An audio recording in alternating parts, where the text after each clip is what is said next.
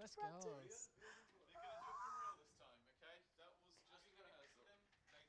Oh, this is stressful.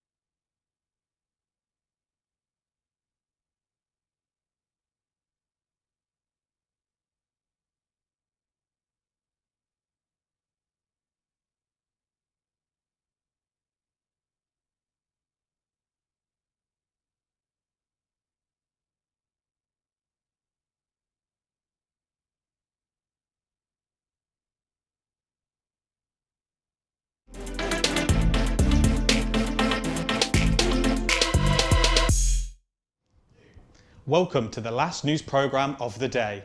Our top story, Ralph Hasenhüttl has been sacked by Southampton Football Club.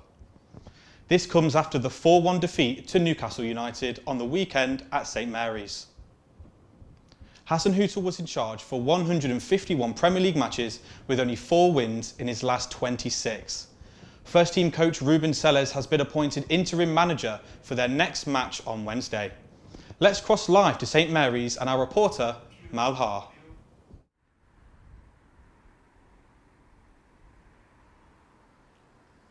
Saints boss Ralph Hasenhüttl has been relieved from his duty as first team manager after the club announced today morning. This decision comes after in less than 24 hours after the Austrian watched his side beaten comfortably by the Newcastle United 4-1 on Sunday afternoon. Saints have won 3 games out of the 14 of Premier League matches. Today we went outside at Southampton City talking to the Southampton fans about Ralph being sacked and the Newcastle United defeat. Let's see what people has to say about it. I think Ralph, he's an absolutely great person. I think a lot of the people really liked him. He was passionate about the club. He's got a good payment. He's been whatever. He's in the Premiership. He's been there 4 or 5 years. They've got to pay his contract up. So, you know, he can sit back and wait for another job. I'd like to see him go. Get Steve and Joe out here. Yeah, it's time he went, unfortunately. He had his time. Time's up. I watched it yesterday and the team's not good. We played awful. Terrible, didn't do anything, couldn't score for anything. I think it was poor. I think it's been going on for a while now. I think they weren't playing as a team. It's not a one-man team, it's an 11-man team. Anyways, we've been here before.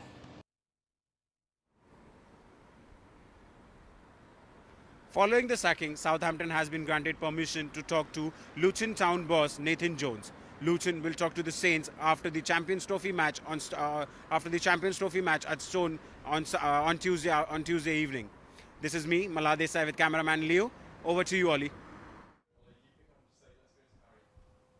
Let's see Harry Smith now with his interview with Alfie.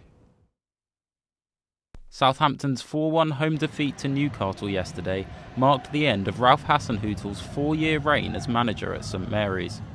The decision to sack the Austrian was not a surprise after a stuttering start to the season for the Saints sees them sit 18th in the Premier League table. With only 3 wins from their opening 14 games, it's their worst opening to a Premier League campaign since the former Leipzig boss took charge. It's the first time that we are under the line, I think, since I'm here and at that time of the year. So this is definitely something that shows you that it was not enough what we did so far in the season. Following yesterday's resounding loss, many fans had reached the end of their tether with Hasenhüttl and were adamant that change was needed. He needs to go, I think. They're not playing for him. Pretty poor overall. There's a negative feeling, there's no positive attitude by no one, and it just needs to change. It needs to change from the top. Big change needed. Yes, I think Ralph has to go, really. Sacked in the morning. The 55-year-old has had an at points tumultuous tenure at the club, something Southern Daily Echo reporter Alfie House reflected on as he spoke to us in the studio. Ralph Hasenhüttl is the master of getting himself out of sticky situations. They've had heavy defeats, we're talking 9-0 defeats, and they've gone on runs of 1 win in 12 at the end of last season. But he always manages to pull out a result, or pull out something that keeps him in the job. And he did that a few weeks ago. He got a win against Bournemouth and 2 draws against West Ham and Arsenal, when the writing was fully on the wall. Everyone was convinced he was going to be sacked. Unfortunately, since then, it's back to the old ways. We've lost at Crystal Palace, lost at Newcastle, and we were told last night that Ralph Hasenhüttl was going to be sacked as manager. It may be the end of the Hasenhüttl chapter in the Southampton storybook, yet fans will be eager to turn a new page and fight for their survival in the Premier League. Harry Smith, Solent Sport News. Last night, Jacob Tanswell from The Athletic broke the story to the world.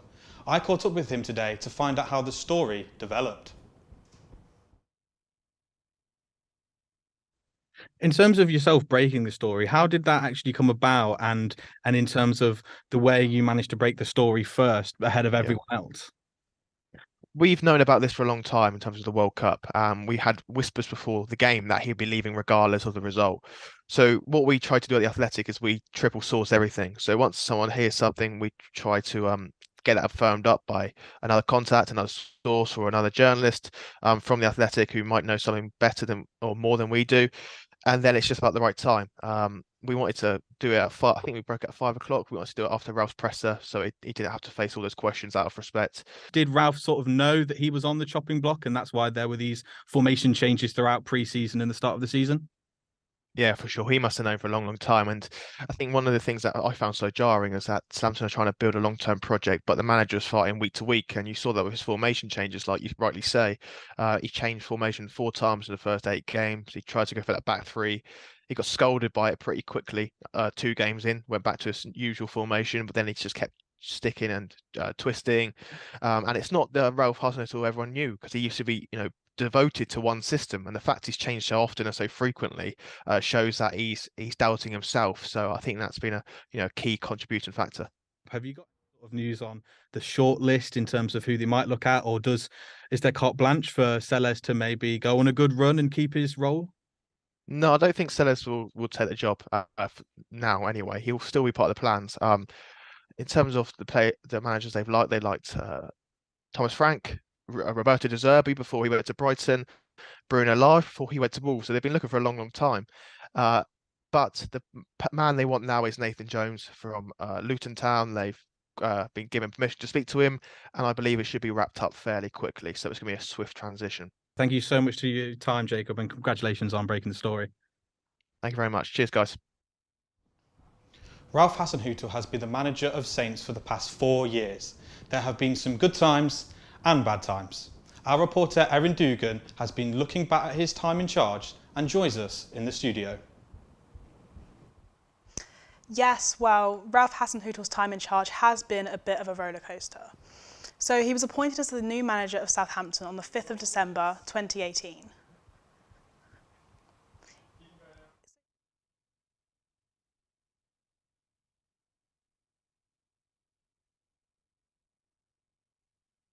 He had his first win with the Saints in a 3-2 game against Arsenal, ending the Gunners' 22 matches unbeaten run.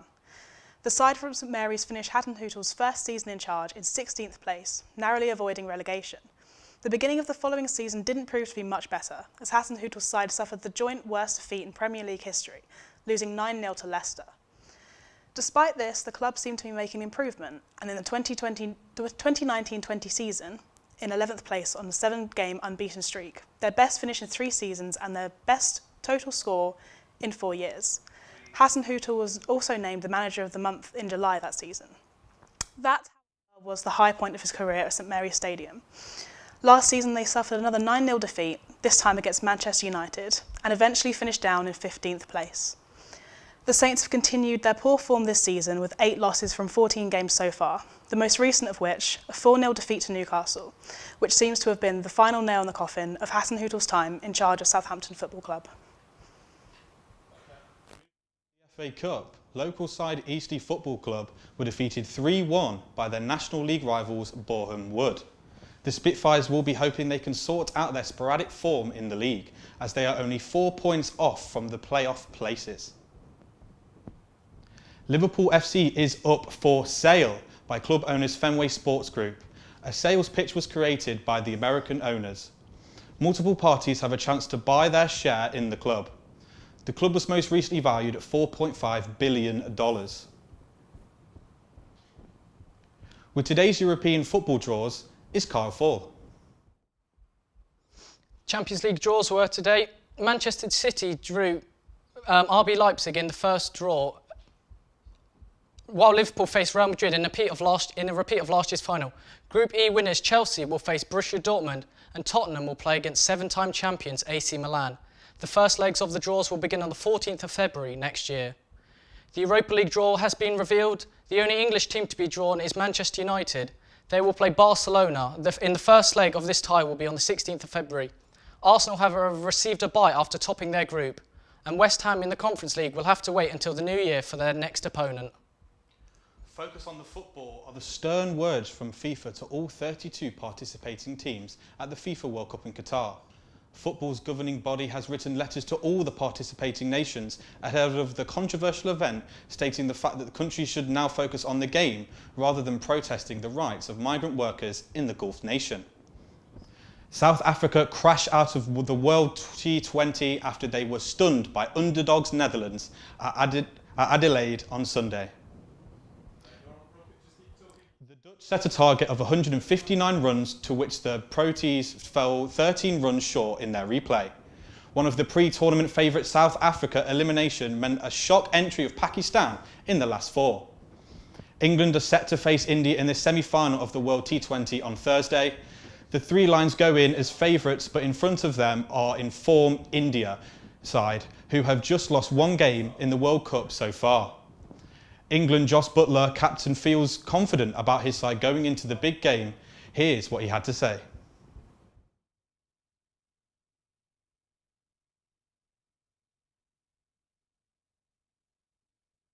And show how good we are as a team. You know, we're a really dangerous team. We've got match winners throughout, and you know, having not quite sort of played our best, we were desperate to show that. So yeah, we go there really excited. I think the team is in a really good place after tonight. As again, I said earlier, showed great character in a must-win match, and yeah, we'll head to Sydney full of confidence. That's all from us here at Solent Sports News. Thanks for watching. Goodbye.